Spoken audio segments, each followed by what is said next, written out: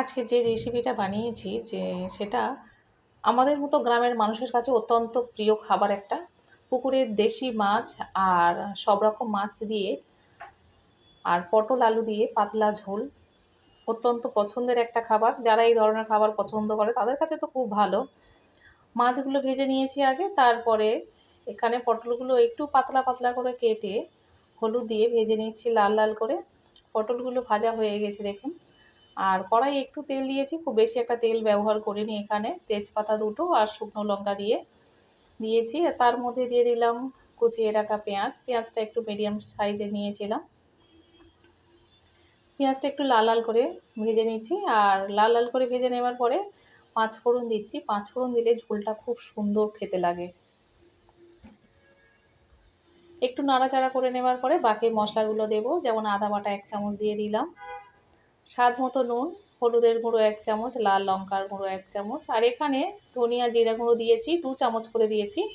এটা দেখানো হয়নি। সামান্য একটু জল দিয়ে মশলাটা খুব ভালো করে কষিয়ে নিচ্ছি। অনেকক্ষণ কষিয়ে নেওয়ার পরে আলুগুলো দিয়ে দিচ্ছি।